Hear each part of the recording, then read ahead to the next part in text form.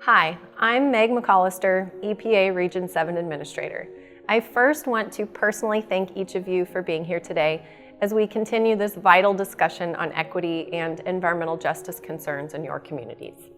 Environmental justice and equity are at the heart of our work here at EPA to tackle climate change, to protect our air and water, and to keep the places our children live, learn, and play safe from environmental hazards and harm. We all know that equity and environmental justice issues are rooted in historical oppressions based on race, ethnicity, and class, and that creates higher environmental health risks for many communities. We cannot resolve those health risks without you, and that's why we're all here today, to listen and to learn from each other. The perspectives and ideas that you share matter very much to me and my staff, and we are interested in hearing what you have to say regarding environmental justice and public health issues from your perspective. By working with you, we hope to better understand and address environmental issues you face. We convene, facilitate, advise, and support communities to advance environmental and public health benefits. But opportunities to collaborate, such as this one today, are really driven by you, the communities. You help identify and raise the issues, identify partners to speak and work with, and determine the focus of our time together. We are building a new and effective line of communication with you, key stakeholders, and other organizations that leads us to a more efficient way of solving problems. So again, I want to thank you all for your passion and creativity. I look forward to hearing about your life experiences and the insights you have that will help us better protect both health and environment in the communities where we live, work, and play. Thank you so much for being here today. We're here to talk about, for our second part, environmental justice and the initiative from the administration, as well as bringing grant funding that you'll learn about today, as well as hearing more about the issues that we started discussing 2 weeks ago. So on behalf of the administrator and the regional administrator, thank you for allowing us the opportunity to be here today. And we look forward to having the second part of discussion and also introducing you all to some grant funding, as well as training opportunities to apply for that grant funding as we roll through our agenda. So I'll turn it back over to you all. Yeah, so this is Cassandra again. We're going to go ahead and get started. So Gabriel Dupree is our acting regional environmental education coordinator and environmental justice liaison, and he is going to give us a presentation on. Oh wait, no, I'm sorry, Gabriel. We're going to Dustin Ingram. My apologies. Who is a project officer at EPA Region 7, the Air and Radiation Division, and he is going to talk about the Clean School Bus Program. So take it away, Dustin, whenever you're ready. I'm ready. Good evening, everybody. It's a pleasure to be here. Can you guys hear me all right? Give it a thumbs up. Yep, we can hear you. Thank you. Thanks so much. I've got about 10 minutes to speak. This presentation is 30 slides long, so I'll breeze through it. I want to get the really pertinent information out there first. The first thing is epa.gov/clean school bus. It's your one-stop shop for clean school bus information. Additionally, the slide deck is available to anybody who emails me. I've got lots of resources to inform the community about the Clean School Bus program. So feel free to email me, and I'll put my email in the chat. So as a lot of you know, last year, President Biden signed the bipartisan infrastructure law that allocated $1.2 trillion to our nation's roads, railways, and other infrastructure, clean drinking water for all Americans, and high-speed internet. He also allocated $5 billion to clean our nation's fleet of over 500,000 diesel school buses. So our goal is to maximize the number of zero emissions and clean school buses that get funded and ensure a broad geographic distribution of awards. Now, this is a rebate program for 2022, and 2023 to 2026, this will be a grants-based program. Now, our objective is to get half of this $5 billion towards zero emission school buses, and the other half towards clean and zero emission school buses. So zero emission school buses or a zero emission school bus is an electric school bus. These grants also help provide for infrastructure for these school districts to provide for these buses. And a clean school bus is considered a propane or compressed natural gas bus. So we'll move right along. Basically, it's 50-50. Half of the funding is going to go towards electric buses, and the other half is going to go towards propane and compressed natural gas buses. The slide presentation discusses the benefits of each.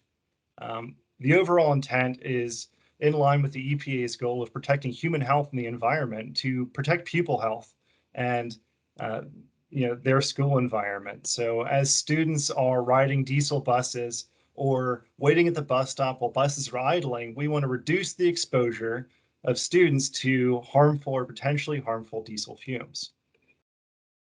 So the way the rebate program and the future grant program works is that one application can provide for replacing up to 25 buses for a school district. It's important to remember that epa.gov/clean school bus is your resource, and it's different than the DERA program, the Diesel Emission Reduction Act program that we've had in the past. With this, it's a one-page application that allows the school district to very quickly assess and then apply for these rebates. Right now, grants are open. They'll close on August 19th of 2022. Correction, the rebate program is open until August 19th, 2022.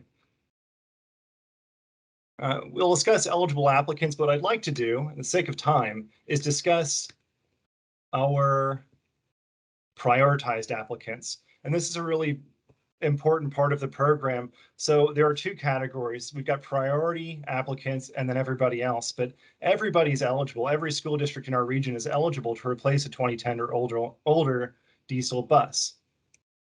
But with our priority, we have high need school districts in low income areas. So a school district that has 20% or more poverty, or its students living in poverty, is considered a priority school district. Additionally, rural school districts, those classified as rural codes 42 distance, rural distant, and 43 rural remote are considered priority applicants. Additionally, any applicant as it's part of one of our tribal nations is considered a priority applicant as well. The bus replacement guidelines are fairly simple. What I'm not going to do is read these slides to you folks. I'll talk about it. Basically, the way the program works is if you have a 2010 or older diesel bus, you're eligible to replace those buses with a new compressed natural gas, propane, or electric model. They have to meet a certain tonnage requirement over 10,000 pounds, which is the normal yellow school bus that you see driving around. That meets those requirements. The new replacement buses that they purchase has to be compressed natural gas, battery electric, or propane drivetrain, and be 2021 or newer. And they have to serve the school district for at least 5 years. This is an important slide. Again, as a reminder, I will send this to anybody who asks via email. My job is community outreach and partnership. So what I'd like to do is if you have questions, feel free to send me an email at ingram.dustin@epa.gov. I'd love to talk to you, your superintendent, your school district, or your transportation director.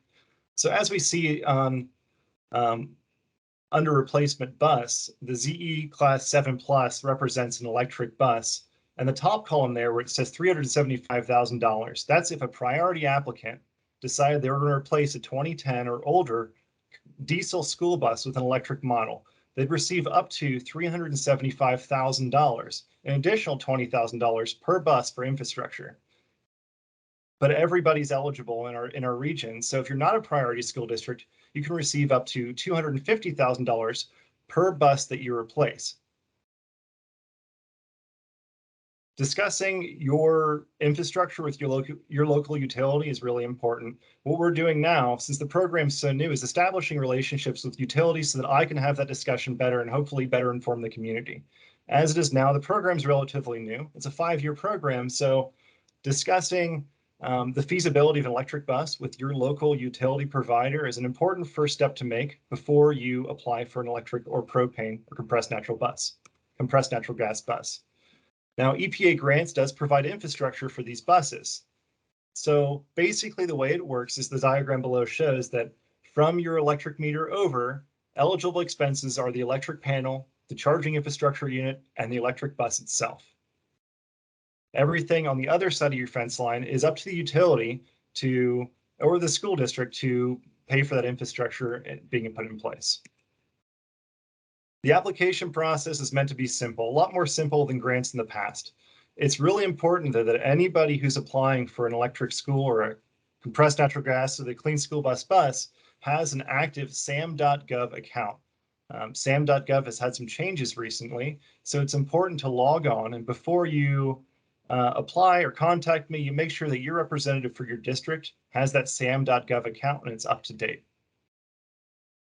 Again, really important, sam.gov. Applicants will be notified via a random lottery process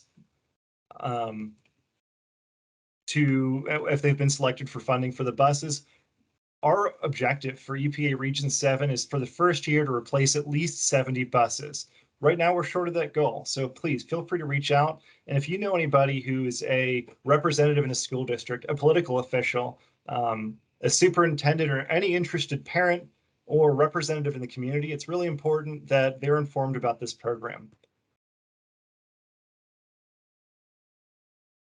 So to recap, EPA is anticipating awarding $500 million in 2022 for these rebates to replace 2010 or older diesel buses in Region 7.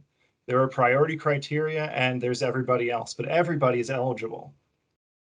Please reach out to me with questions. Again, epa.gov/clean-school-bus and ingram.dustin@epa.gov. And feel free to ask questions now. I think I made it fit through fast enough to not take up my whole time. Great, thank you, Dustin. We'll start, I guess, in the room. Are there any questions in the room about the Clean School Bus Program?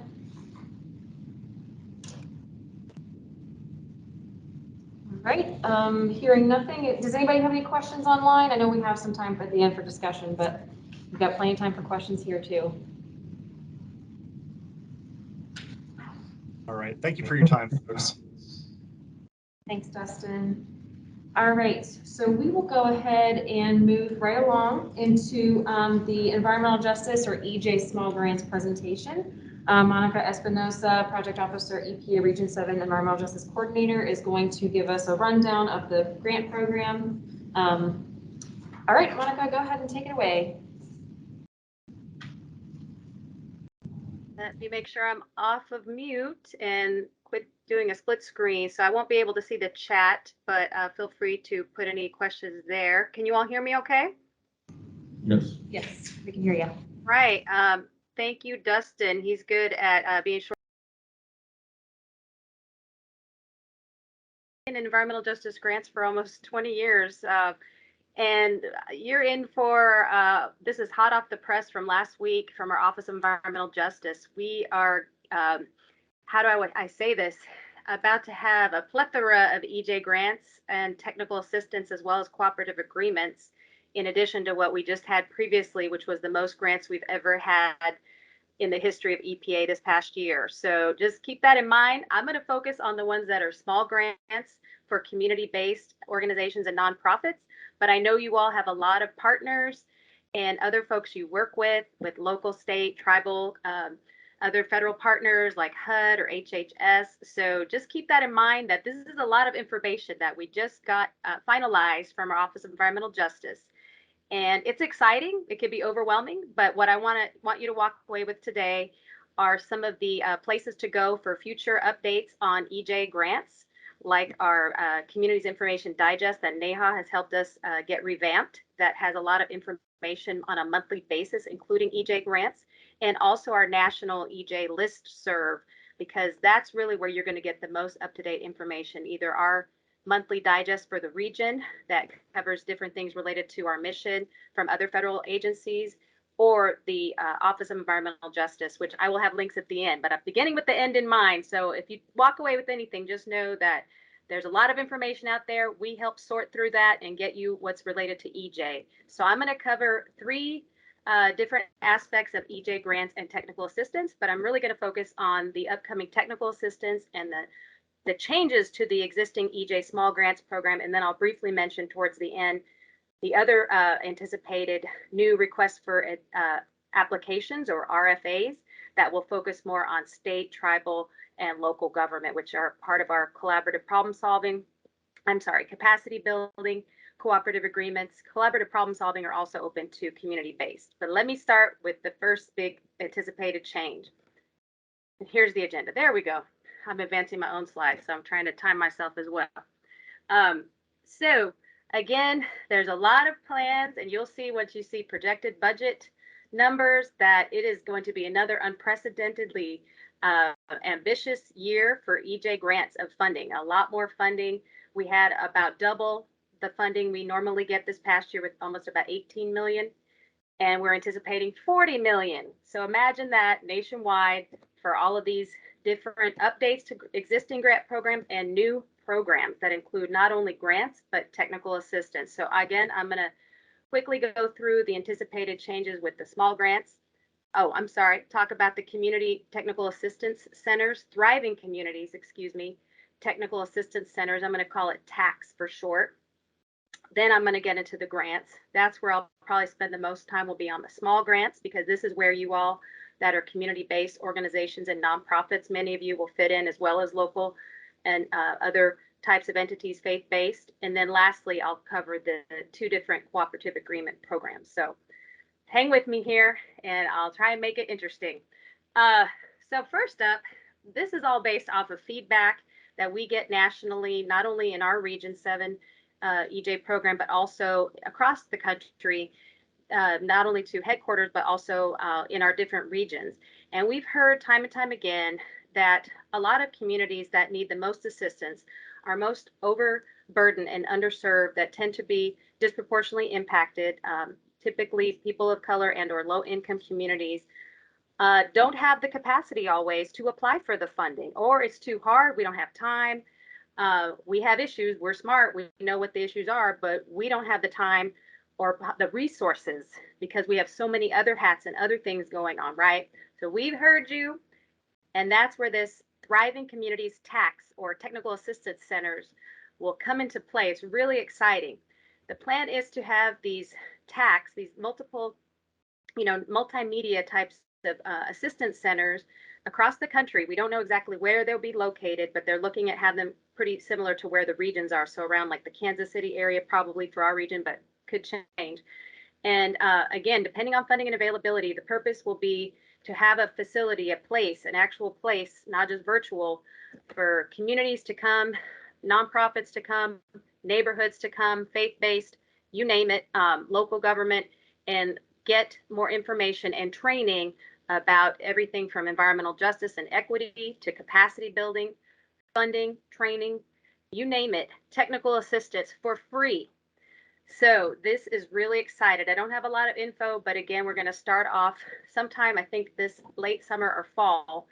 And again, this is something that headquarters is doing with additional funding we've received. And then EPA, EJ staff, such as myself or others in this group, would be liaisons to work with those centers. So more to come, but this is really exciting to first help meet the people that meet them where they're at, get out of our regional offices, maybe the EPA, but hopefully bring other people in through these resource centers for technical assistance. So stay tuned. That's the first, just on the way.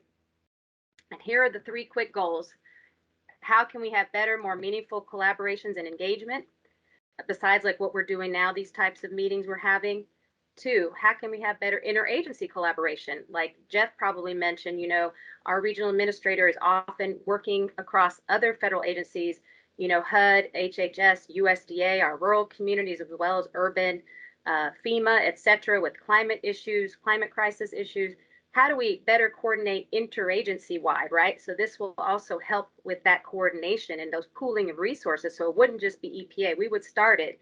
And I think some organizations already have something like this in the works now. I think HUD does, in fact. And then lastly, how can you all better help us coordinate and help us reach out to those communities that really are the most underserved, that need the most assistance, but maybe don't know where to start.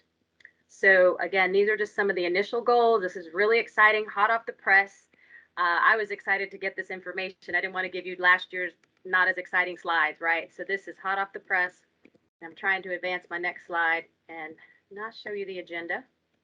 There we go. So again, real quick snapshot, and then I'll get to the small grants and some of the anticipated changes there. But the plan is to have these, yes, starting this summer. We would have requests for a proposal. This would focus on nonprofits, universities, and intertribal consortia. So those are the eligible entities to help create these technical assistance centers. Hello, who's ever joined us? I'm sorry, I can't see you right now. Welcome. And then again, who can receive services? All stakeholders, underserved communities, nonprofits, grassroots, local, state, and tribal as well. So stay tuned. This is really exciting to have these technical assistance centers through EPA funding. All right, so now catching my breath here. There's more excitement to come. Current plans and other EJ grants. Okay, so here's that budget, anticipated budget just for EJ grants. So not even talking about bipartisan infrastructure law and all the stuff going to redevelopment and water infrastructure and everything else going on. That's really exciting. But again, can be overwhelming, right? So just a quick snapshot of the EJ grants budget for the next fiscal year, 2022-2023. So starting October 1st. Okay, we got about 18.4 million. I was close. I said 18. We're looking at, like I said, 40 million. Where's that going to go? 10 million for small grants, and this is nationwide. 10 million for what we call our EJ collaborative problem solving. These are longer term projects for more advanced community outreach and engagement and environmental justice education and activities. And then 20 million for what we call our SEJCA, or State Environmental Justice Cooperative Agreements. But the SEJCA could also be LEJCA or TEJCA, sorry, bad acronyms, for state, local, or tribal. And you could see here the breakdown would be about half for state and local governments, and then the other half approximately for tribal governments. So even though it says SEJCA, that applies for all local, tribal, and state. So these aren't going to all come out at the same time. They're going to start with the small grants. And the big thing I'm going to tell you is they've expanded the grant authority for EJ grant activities to now include implementation. Now that sounds like what? They didn't allow them to implement stuff. And then real quick, I'll tell you more on that. But look at this due date, September 30th, 2023. So we got less than a year and a half. We're going to need you all, your partners, your colleagues to first be aware of this funding and then know which one you can or can't apply for. And then maybe if you're ineligible or somebody else isn't or is eligible, you could partner together. Again, let me get moving here because I got less than 3 minutes here. So again, this implementation authority is really cool because previously our EJ small grants and CPS, collaborative problem solving, have really been about research, demonstrations, capacity building, training, outreach, and education. And now, again, we heard from the communities firsthand in different community engagement calls, different engagements with communities this past couple of years. And we have now expanded the grant activities to include implementation, small scale construction, refurbishment and mitigation, hazardous waste disposal and cleanups, as well as installations. So for example, we had a project, Tamara, I think was the PO on project officer a few years back in Iowa, radon testing in low income and people of color communities in Iowa. We didn't have funding in the authorities that be at the time to actually remediate and remove or mitigate the radon, right? So we're like, oh, you tested positive for radon. Sorry, I'm thinking of COVID. Your house or apartment had a high rate of radon. Oh, sorry, we can't really do much. Work with your local community. Look with your government. Now, oh, you've got radon. You've tested that you've got radon that's high. We can now pay to help mitigate for that with these grants. It's awesome. All right, sound like a salesperson.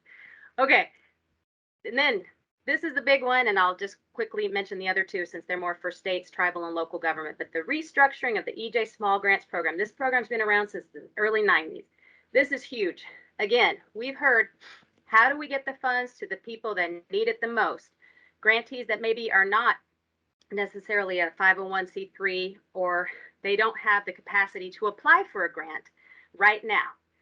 They have the need, but they don't have the capacity. Okay, here's the pilot. We're going to try. This is a pilot for the restructuring of the small grants. We're going to have 1 to 2 larger entities, non-EPA, non-federal, compete for getting these larger pockets of funding. These funders, large nonprofits or colleges and universities, will then manage individual competition processes for subawards that will then, the third one in blue, go to the communities who will be subawardees. So we're going to try this subaward model. And this small grants program will now go for 3 to 5 years with these large funders. So basically, they're the ones that the big buckets of money, but the smaller, buckets will go to the communities for 1 year. So what are the benefits? You can see those here. I know I'm running out of time. You will get copies of these slides, but we're trying to meet the demanding needs while also reducing the impacts on the staff and resources, and also so the communities can get them more quickly. So we're going to try this subawards. It's gone through all the different higher ups, and that's what's happening with small grants. So that's the main takeaway. You can have direct implementation now. Going to be subawards to small grants and double the funding from last year. So stay tuned. Eligible entities, again, nonprofits, community-based, and then real quick, the cooperative agreement programs we have too. Those are more EPA involvement. They're not grants. Those will be coming out this fall. So look for the EJ Collaborative Problem Solving in October, and then that SEJCA, state, local, tribal, in November. Again, funds are going to probably double. Project periods will be increased from 2 years to 3 to 5. And again, eligibility is right down here. So it's a lot of information. And last thing, here are the 2 main listservs I want you all to walk away with, or my name, and you can get my email if you have any other questions, because I know we're out of time. But please look at the national one and subscribe with good spam. I always say it's good spam. And then also the regional one. Sometimes they overlap, but we tend to have more broader information, not just EJ. So that's all I got. Thank you all very much. I'm going to quit sharing here momentarily, and appreciate your time this evening. And a lot going on, but let's keep in touch. We'll also be having a grant writing webinar with Kansas State that you all are invited to later this fall, probably October.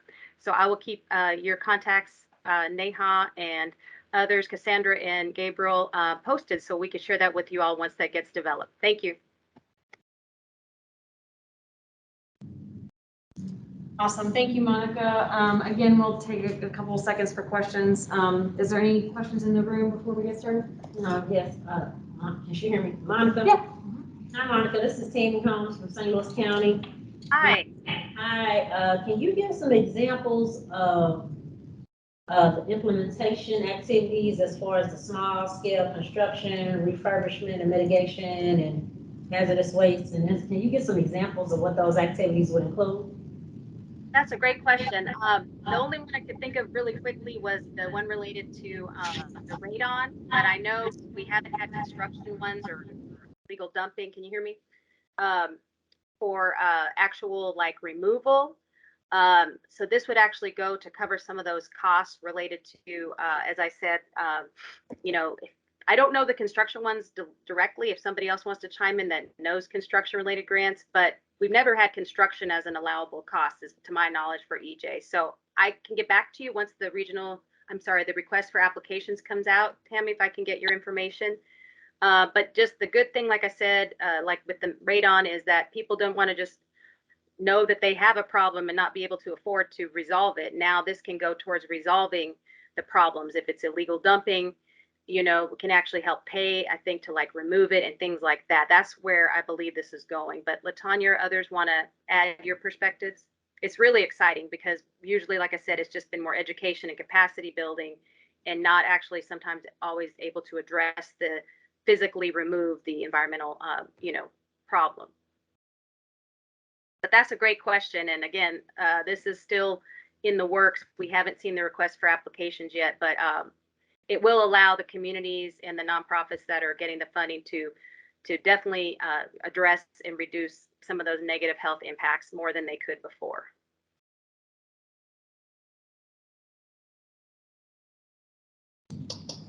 All right, any other questions before we go ahead and continue on with the next presentation? Oh, There is a question. Oh, Tani? go ahead. Yes, I want to know what the technical assistance centers, I know you said it more than likely, you haven't decided yet, but more than likely it'll probably be in Kansas City. Since you all have the St. Louis effort, would there be any consideration to doing like a satellite branch here in St. Louis, or even like a pop-up where it's, like a set time where you're coming, and so people in communities can come and get all that information that will be like, taught and things like that? I sure hope so. That's a great idea, Tani. I'm going to tell our Director of Environmental Justice, Matt Tejada, about your idea. I'm sure he's heard different things from different folks, but I don't know is the answer, but I know that it will definitely allow us to get out there more. And I think that's a great idea because that should be what we're doing is getting it out and just beside beyond Kansas City and where we're located. So I don't know, but I will follow up. And either way, be rest assured that we will continue to be meeting more frequently in St. Louis. And a lot of the folks in the room have been doing that already over the years, even before the recent administration's focus on EJ and equity. So definitely we'll be making sure we're out regardless if the technical assistance center is there or not. But I like your idea of the pop-up. Thank you. Okay, and also with the small grants, I saw on the slide you said like we could like I guess like universities would be in charge of getting that, so or managing it. Would neighborhoods be able to, I guess, go to the universities to encourage them, if we have a relationship with those universities, to encourage them to apply for this funding on the different neighborhoods' behalf? I know it still has to be a competition of sorts, but would that be like a route that neighborhoods could take? Well, I think if we're on the same page, absolutely, because it would be also up to those universities, as well as I think it said large nonprofits would be the two eligible entities. So large nonprofits, like if there's a national whatever chapter of something, or with regional chapters, right? So it could be a university or a large nonprofit that would then get the initial EPA funding, but then be in charge of the subawards to the communities. So I don't know the extent to which, the competition policies will allow for soliciting beforehand, but the way I think it's been done in the past for things like this, like subawards, is they usually tend to have partners when they help write the grants in advance, or neighborhoods they want to work in, right? And then when they get the actual award, if they do, then go back and kind of tighten up and firm up those community neighborhoods or subawards or other partners. So I guess what I'm saying is I would definitely start getting the conversations going now with not only your stakeholders in your neighborhoods, but also your contacts, maybe at local universities or larger nonprofits, to say, hey, have you heard about this? You probably haven't yet, because Monica was one of the first people to keep bugging headquarters to give me updated slides, because I didn't want you to have old 2021 slides. So that's what I would suggest you do, and then get on both of our mailing lists so you can be up to date. Is that helpful? Yes, thank you very much. See one more hand. I think Jess Watson. Hi. Hi, I just was wondering what counts as a large nonprofit. That's to be determined by people higher up than me. Sorry, I don't know. But I have a feeling it's like those that might have like chapters, or not just be located in one community is my guess. But I don't know the official definition at this time. Got it. Thank you. Sorry. Is there one more hand?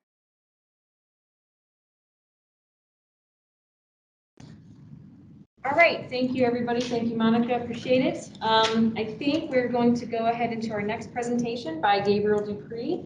He is our Acting Regional Environmental Education Coordinator and Environmental Justice Liaison. He's going to talk about the Environmental Education, or EE Grants Program. So give us a second here to get our screen shared, and we will go ahead and get started.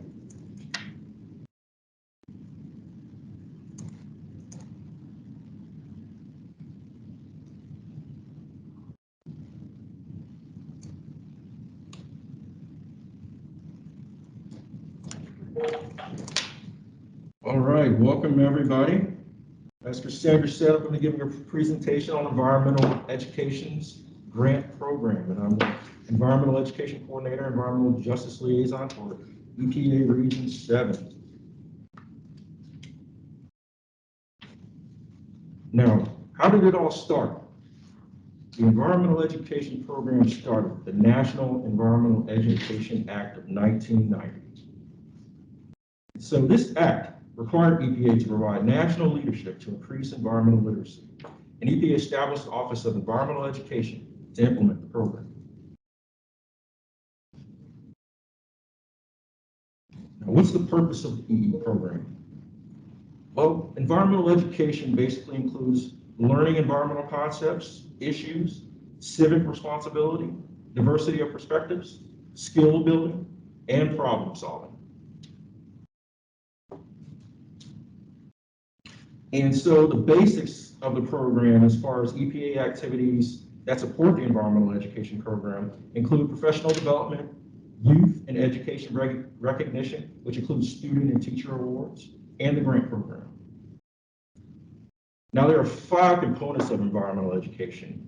Those include awareness and sensitivity to the environment and environmental challenges, knowledge and understanding of the environment and environmental challenges, attitudes of concern for the environment, and motivation to improve or maintain environmental quality.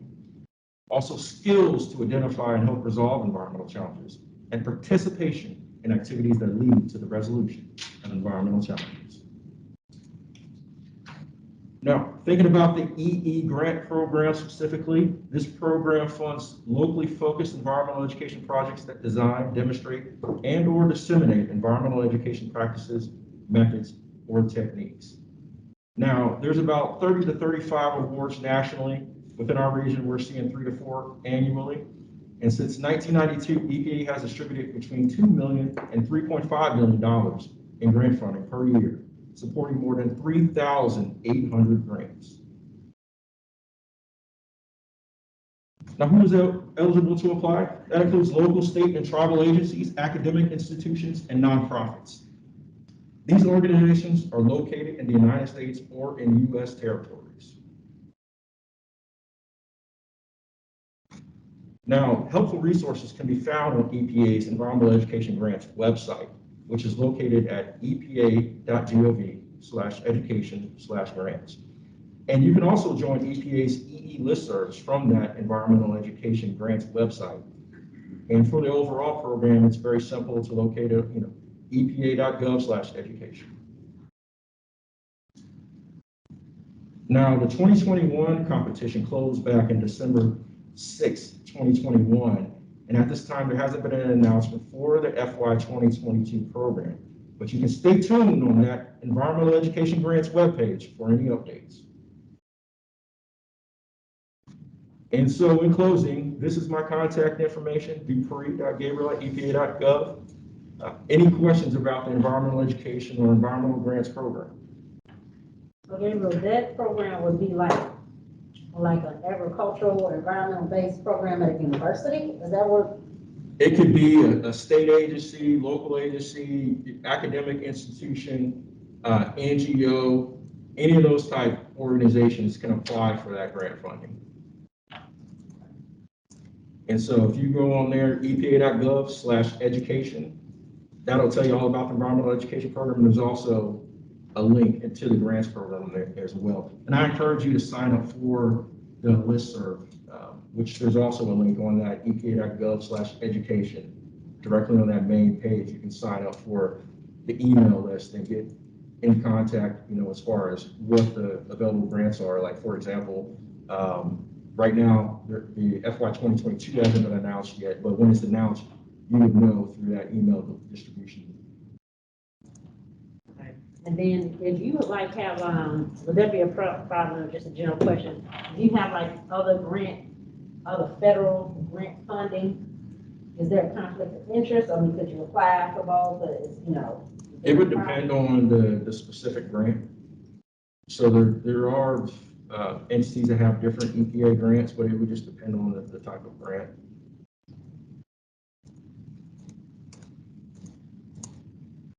Any other questions? Are there any questions in the chat? Nothing in the chat. All right, thank you, Gabriel. Moving right along, let me stop sharing my screen. And we are going to, we're going to hear from Ken Deason about the Water Infrastructure Improvements for the Nation, or WIN grants. And he will talk a little bit about residential lead water and lines, and service lines. So Ken, feel free to, you're already sharing, and go take it away.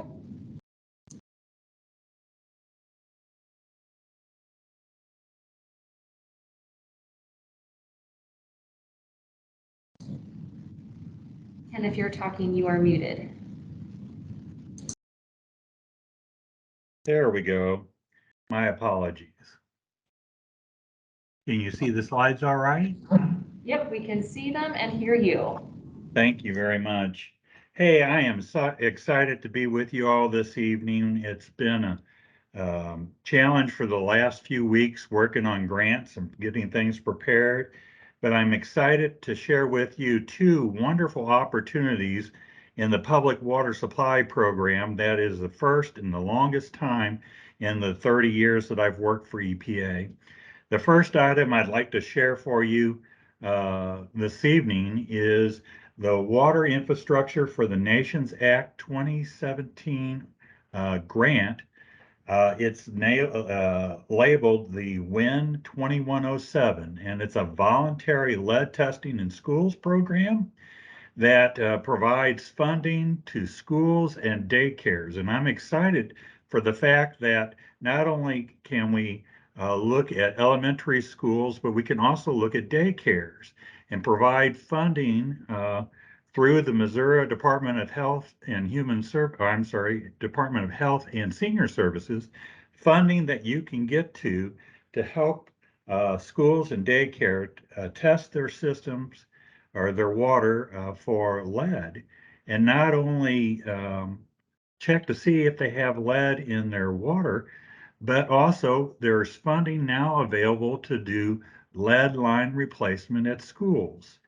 And I know historically the city of St. Louis had looked at lead in their drinking water and had done some work in replacing faucets and other items within the schools.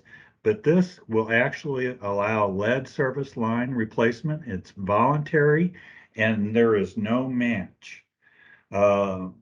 To access this money, you can contact Kim Morgan. She's the grant project program coordinator with the Missouri Department of Health and Senior Services, and you can see her contact information right there on the screen, and she can assist you in getting sampling done at schools and daycares. And you can also see on the screen that you can go to the web page and see information regarding that available money. Are there questions on the WIN 2107 grants? Is this funding available for child home daycares? If it's a licensed facility within the state of Missouri, it's eligible. Any other questions, either in the room or in the virtual world before we move on? All right, hearing nothing, feel free to continue, Ken. The second item is a heads up for the residents in the metropolitan area. The new revised lead and copper rule is providing funds for lead service line replacement within the water systems. And they've begun their inventory under the lead and copper rule revisions to have water supplies begin their inventory. And the exciting news is not only are all the lead service lines in your water system going to be removed from the meter into the distribution line, but there's going to be funding available to remove lead service lines that are premise plumbing from the meter into the home. And that will become available in after October of 2024 once the inventory is completed. And there's also money that has just now become available under the bipartisan infrastructure law that Mike Davis talked about last week. So if you're in the St. Louis metropolitan area and you have a lead line from the meter into your house, you can contact your water supply, either the St. Louis Water Division or the Missouri American Water if you're in the county, and let them know that you want to be placed on their inventory so that you can get your lead service line replaced. Questions? I'm sorry, that's okay, go ahead. Ken, this link that you have on the front of your presentation, is it a flyer available that we could give to clients? My program, we are responsible for inspecting the child care facilities throughout St. Louis County. So we do have some home child care, so I would love to give this information to some of those facilities. Yes, we'll provide you the slides, and we'll also, I believe, have fact sheets in the comment chat section. Great. Thank you. Anything else? Any other questions for Ken before we move on to our next topic?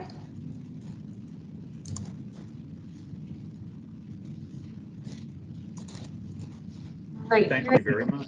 Thank you, Ken. Yeah, hearing nothing and seeing nothing, no hands raised, we will go ahead straight into grants and funding resources. We will be hearing from EPA headquarters, the Office of Grants and Department, Julie Milazzo and Chris Kent. So yeah, Julie, feel free to take it away.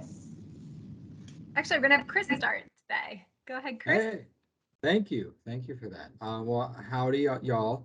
I'm Chris, and it's Julie on the screen along with me. We'll share a screen. We got a little PowerPoint for y'all. We're in the Office of Grants and Department, the EPA's headquarters. We're specifically, Julie and I, on the grants training team.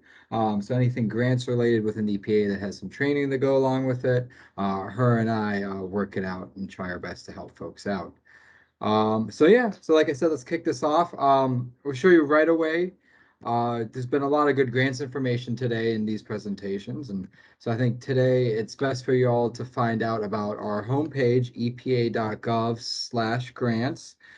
This is where everything grants related will be posted. A lot of helpful information about grants, but this is on a large schedule, on a large field of vision, if you will. You're not going to get a lot of regional information from this direct website, but you can find it, and I'll go into that. Right now, I'll just show you what the website looks like. If you were to go click on epa.gov/grants, you'll be taken to a page like this. And like I said, I'll talk to you more about it in detail later, but there's lots of useful information here. Julie, I think you're up, and you're here to talk about grants.gov, another website folks can find a lot of good, useful information on. Yeah, hopefully everybody can see my screen. So we've heard a lot about different grant programs that are coming up to keep your eyes peeled for. And the way that you're going to apply for them is through grants.gov. This is not an EPA site. This is a national database. All the different agencies use them, almost all of the agencies, I should say. But it has a lot of good information. And while you're waiting for some grant opportunities to come, there are things that you can do to be prepared so that when they are available, you can apply for them pretty quickly.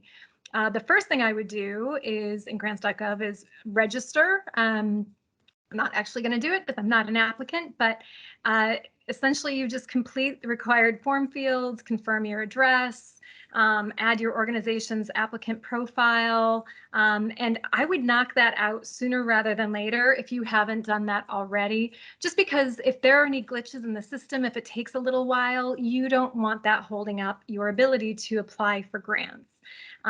It's really important.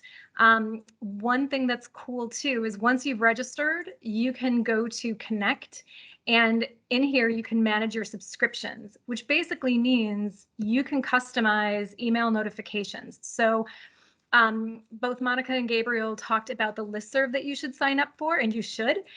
In addition, just to make sure nothing falls through the cracks, you can go in grants.gov, customize your email notifications. So you can subscribe to newsletters, you can subscribe to different, to new grant opportunities.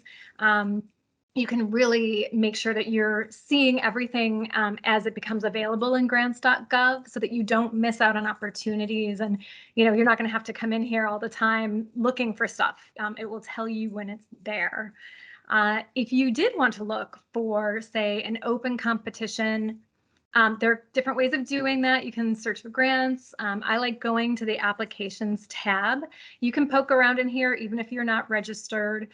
But just for an example, how to apply for grants gets me to this page where it does help you register. It helps you apply.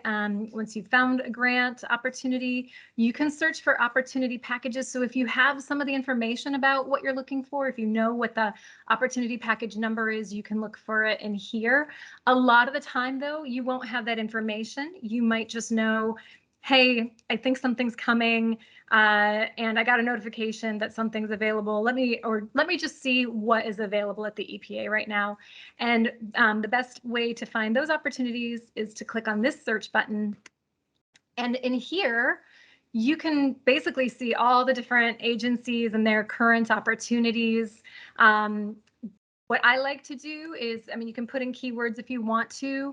EPA is a pretty small agency, so you'll probably be safe enough just going down to the agency box at the bottom here, scrolling down until you see all environmental protection agency, and you can see the number 7. So it's telling you here right now there are 7 open competitions that are available to you. You can check that box. And then it might look like your screen just went blank, but really it just means you have to scroll back up to the top. And that's where the 7 opportunities are.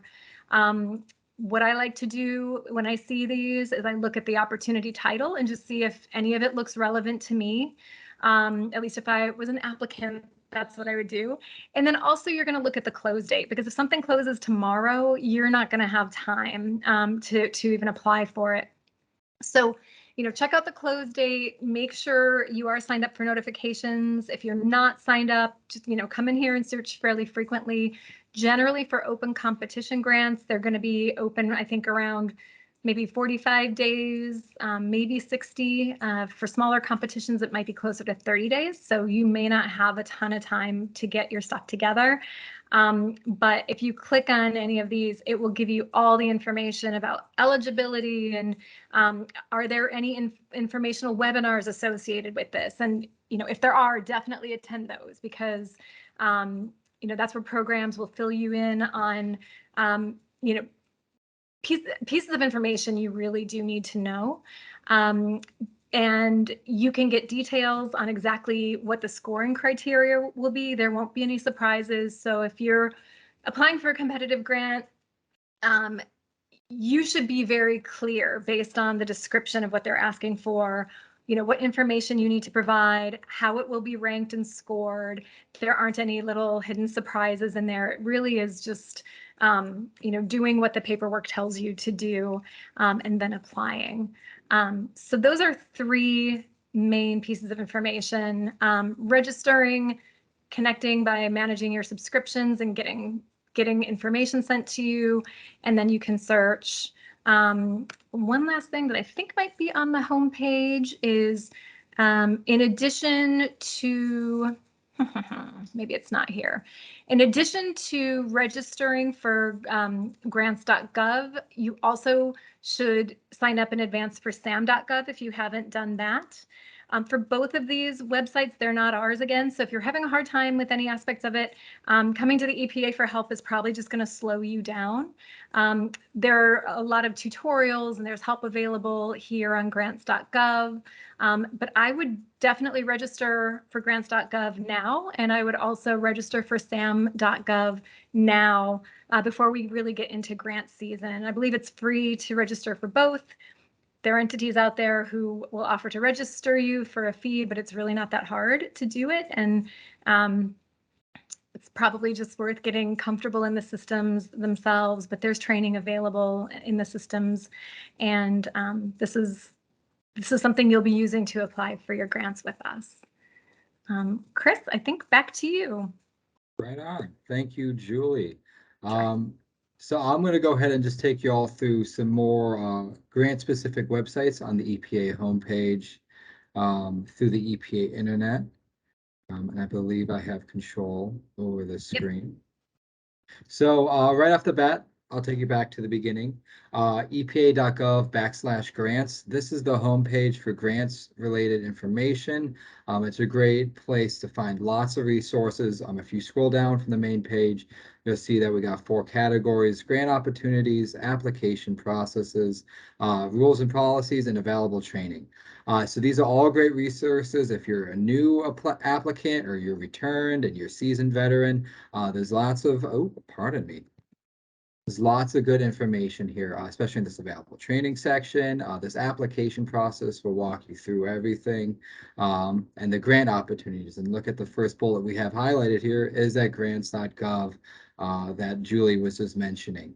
So you can really see how important it is there. But what I'll show you right now is if you go to these regional grants information, you'll be taken to a page with a nifty map of the United States. And because this is St. Louis in Missouri, we'll be looking at Region 7. So if you were to click that on the map, you'd be taken to the Region 7 grants information page. And currently there aren't that many grants open right now in Region 7, but this would be a great place to come back to if you were looking for grant information specific to Region 7. The supplemental information in here. They also have some contact information if you needed to get in contact with anybody on the grants team out there. So this is a great resource. Again, you get to that from the grants EPA headquarters grants page on the EPA.gov site. And you go to the regional grants information. You can also find specific EPA grant programs via this page. So because this is about environmental justice, we can scroll down this large list of programs and find ones under environmental justice. So if you click that, this will take you to the environmental justice homepage. And now you can access this yourself with the EPA.gov/environmental justice URL. This has everything and all to do about environmental justice. Lots of work on here. More grants and resources. These tabs will take you to separate pages dedicated to grant and EJ funding. Specifically, let's look at some grant programs that we have. There's a couple out there. These are the main 3 environmental justice programs we have at headquarters. They all deal with separate issues, and what's great about this is you can go into, read them. We'll look at this one, the Problem Solving Cooperative Agreement Program. It gives you a nice detailed information about what it covers, whom it might address, what issues it might address, whom is eligible. This is great. So if you walk through this page, it'll show you who's eligible, how to request for applications. And unfortunately, right now, it seems like the grant application period is closed. So you're not able to really do much. But there's still lots of good information here. Here, look at this 2021 project descriptions. There's prior webinars and assistance calls that you can get access to via this page. So maybe they'll answer some questions that'll come up in your head. Or if you don't want to watch an 1.5-hour video, and granted, I understand, there's reading resources you can go through. There's even prior recipients and previous requests for applications. So you can kind of see and get a feel for what applicants have been writing to the EPA and possibly what's been accepted by the EPA. So this is a great resource. Again, this is from the Environmental Justice homepage, Environmental Justice Grants Funding and Technical Assistance. And here's the 3 main EJ grant categories we have. And we also have other EJ related funding opportunities, including brownfields, urban small water grants. These ones will also deal with environmental justice, and they'll take you to similar sites like as you see now. There's more training to be done. If you were to go to the environmental justice page and follow through, this page takes you to all the available resources. And part of that is the grants training page here, as you can see down here, and it'll give you a list of resources. This small tutorial is a great PDF. Walks you through the small grants tutorial specifically dedicated to environmental justice. The EPA grants overview, just, big, large overview on the grant process in general. And look again where this says sam.gov, but this is all take you to grants.gov. So I want to highlight that there. And there's available resources there, like how to apply for grants, grantee forms, how to find current funding opportunities, and part of that is searching grants.gov. So I just wanted to highlight that there's a lot of useful information on these 2 main pages, which are the environmental justice EPA page. So that's epa.gov/environmental justice, as well as the EPA grants page, which is epa.gov/grants. Lots of useful information to deep dive into here. Julie, I think our last subject we wanted to deal with is the infrastructure package. I'll pop to that page and you want to chat or? Yeah. All Yeah, right, that perfect. sounds good. Yeah. And also, as Chris is moving to that that page, our homepage, our EPA Grants homepage, it really it reminds me of those Choose Your Own Adventure books. I don't know if you're all familiar with those, but when I was a kid, there were these books, and you would, get to a certain page, and it would say, okay, either do you want to do this or do you want to do that? And if you want to do this, go to this page. If you want to do that, go to that page. And it's half the time it's a dead end, but a lot of the time you get somewhere good. And I feel like that's sort of how our homepage is. I mean, there's so much information and you just kind of get lost in it. And I would give yourselves permission to get lost and just click on links that look interesting to you, and they may just lead you to the information you need. So it's very helpful. Okay, so let's see, the infrastructure page. There we go. So this is just a little teaser. There is more new funding coming down the road. We're not going to go into detail. I know we're probably out of time, but there are 3 links, the bulleted links. So it's just kind of letting folks know that they're developing some new programs, solid waste infrastructure for recycling grant program. If you're into school programs, things like that, there's recycling education and outreach, model recycling program toolkit, and school curriculums, and then battery collection. So, any of those could be projects, grants that you apply for as part of your overall funding. I don't really know much about them, but do recommend clicking on those links. They're pretty new, hot off the press, and hopefully we'll be seeing a little bit more about those in the coming months, including actual funding opportunities coming out. So just wanted to point that out to you. Thank you. And if, as always, if you all have any questions related to grants, training, or anything, feel free to message Julie and I, or email us rather, it's the proper term. You can reach me at kent.christopher01 at epa.gov. That 01's important. There's another Christopher, and he does not like to be my secretary and field my emails. So kent.christopher01 at epa.gov is myself, and Julie Milazzo is here as well at milazzo.julie@epa.gov. Yep. And since you get an exciting 01 at the end of your name, I feel compelled to share. My mom's maiden name was Radon, so I'm kind of half friend, half foe here. She definitely got some teasing being named after a deadly gas. Anyway, but yeah, are there any questions? Someone liked that stupid joke. Thank you. Thank you, Chris and Julie. We'll start with the room. Are there any questions in the room?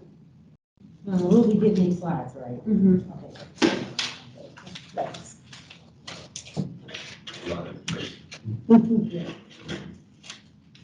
All right. Any questions to those of you attending virtually? I'm not seeing any hands or anything in the chat, but at this point we can this was the last presentation. Thank you, Julie and Chris, again. We can kind of open it up for the last 15 minutes and kind of ask questions and see if there's anything else that we need to cover.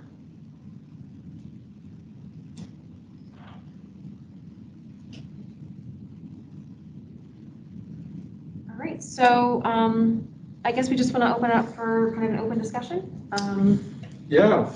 So what additional concerns do you have about pollution or public health in your community that you think that EPA should know about, or that you want us to look into, or we can help even potentially talk about today? I think the last time I spoke, it was the legal dumping, and they were in the process of doing something about that. I think for Missouri, we were, especially St. Louis County, just not county, St. Louis City's mold ordinance So it's the way, we have a lot of residents that complain about mold. And I think it was a bill that one of our, aldermen, somebody was trying to get passed in the state, and I guess it went dead. But mold is a big issue and concern when it comes to residents, that rent, in the St. Louis metro area. So what we're hearing in the room is a concern in Missouri about molds, basically indoor air quality. And so how do you think that EPA could help you there?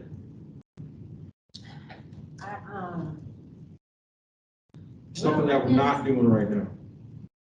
I don't know as far as, helping, the state to see the importance that, indoor air quality, especially with us spending more time in the home now due to COVID.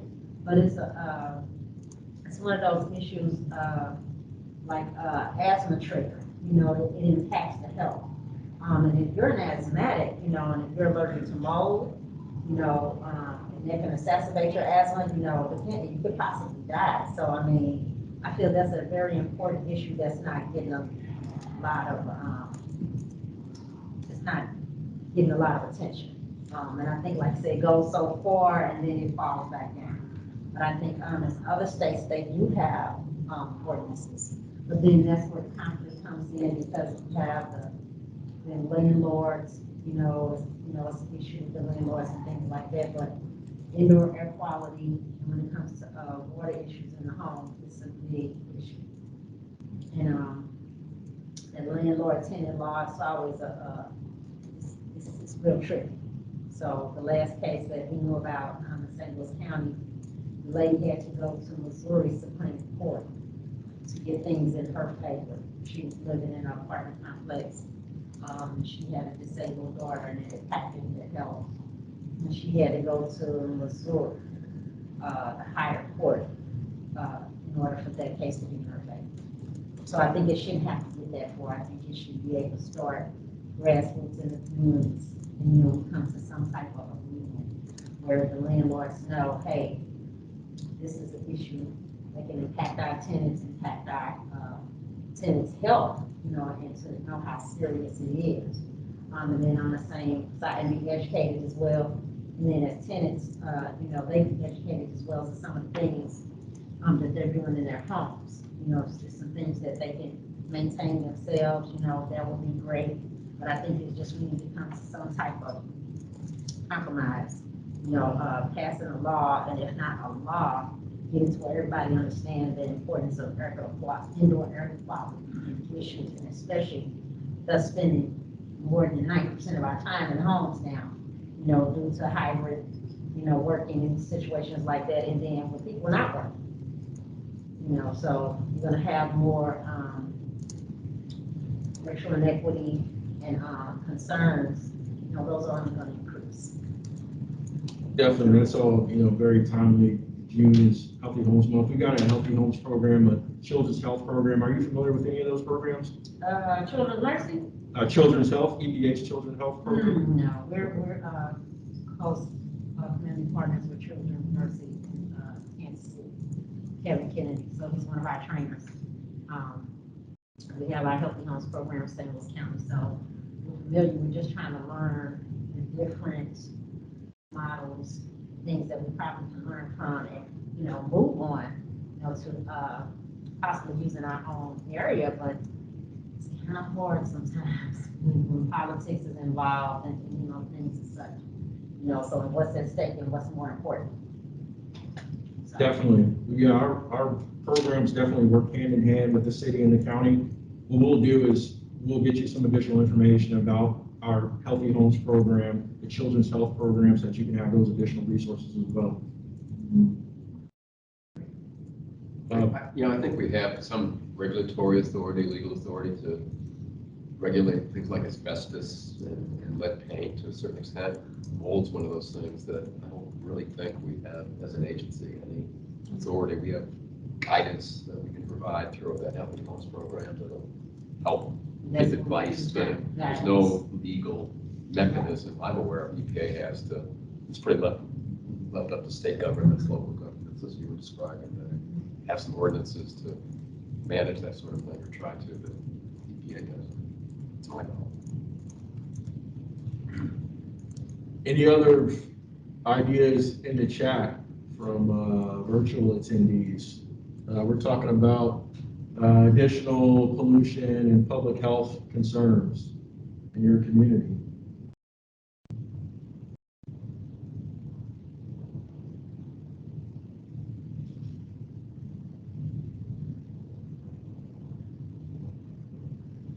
I would say just a continued help with greening opportunities. Can you repeat that? I would say any assistance with the greening opportunities in the neighborhoods.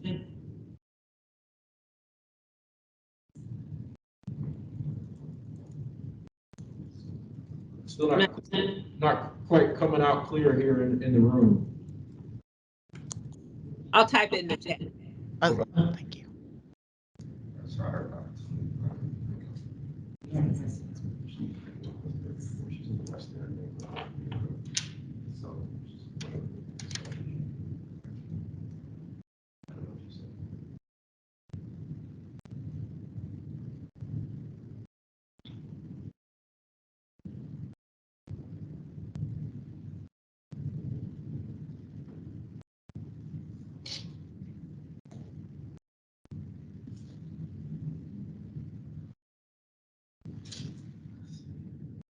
Do you have any assistance with greening opportunities?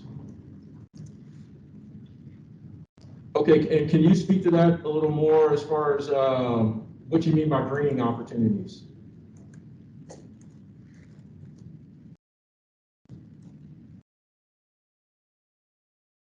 That's Tony. Tony, if you're talking, you are on mute.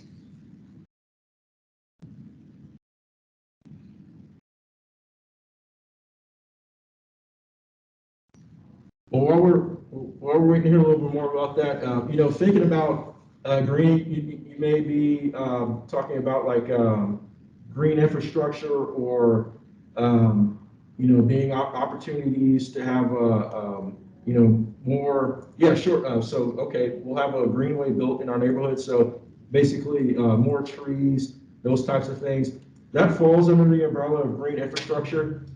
We do have also a website that focuses on green infrastructure, those types of things. So I encourage you to check that out. And we can also include some additional information. We'll make a note about that, more information on green infrastructure, how you can get additional greenways built in your neighborhood, things like rain gardens,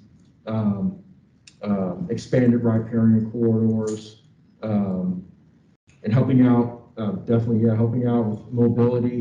We've got some grantees that are working on those types of things as well. Maybe not specifically yet in St. Louis yet, but I know we've got a grantee in Columbia, Missouri that's working on mobility issues. Cassandra, Latanya, you want to add anything to that? Nothing to add from me. Latanya, do you have anything else? No, I don't. I just put the link to the, oh, that's my echo. Okay. I just put the link to the project that Tony had mentioned. Okay, thank you. In the chat. This is Julie Malazzo. Just really quickly, it's possible that other agencies might have some opportunities like that too. So if you go into grants.gov, maybe like the U.S. Forest Service, they might have opportunities if EPA does not.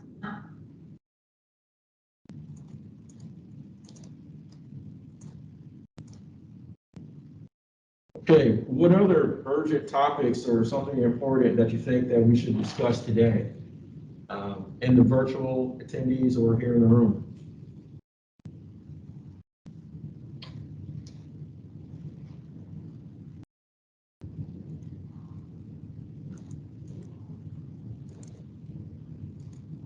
While you're thinking about that, Any other, anybody else that you've had come to mind that you think should be attending these meetings or that should be involved?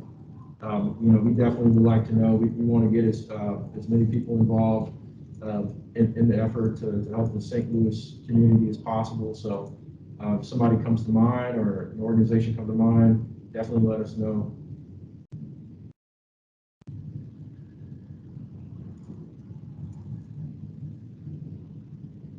Any ideas from our virtual attendees, additional stakeholders that we can invite or get in contact with here in the St. Louis community? We have in the chat the senior fund. Okay, we'll make a note of that.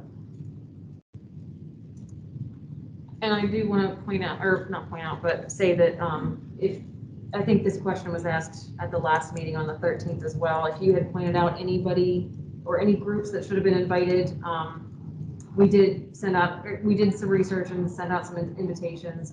Didn't hear a whole lot back, but that's not to say nobody's interested.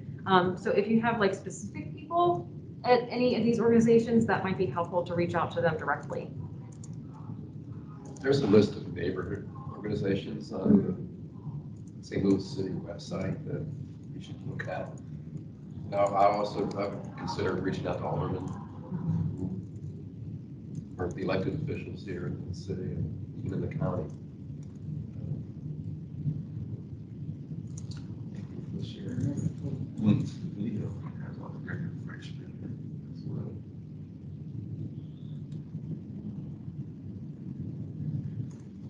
Any concerns about, just thinking about in terms of your surrounding communities, not necessarily St. Louis, but any concerns about surrounding communities contributing pollution or, any type of public health concerns to your neighborhood or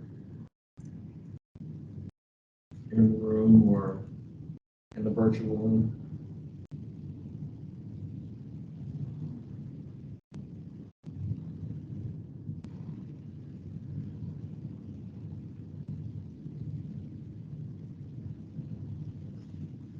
Okay, well,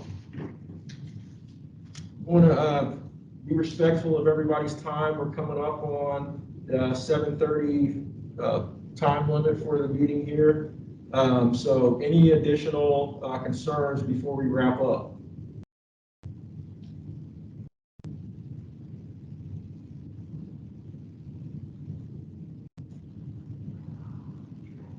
All right, we got in the chat, TrailNet, somebody else to reach out to. Thank you for that. We'll add them to our list.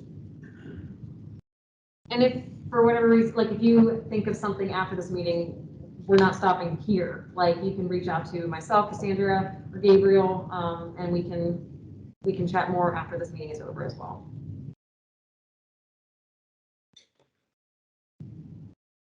All right, I think with that, we will go ahead and conclude our meeting. Thank you to those who joined us on the computer and to everybody who came in the room. And we'll chat with you all soon and get the handouts and things out to you after the meeting. Thank you all. Have a great evening. Thank you. Bye. Thank you all.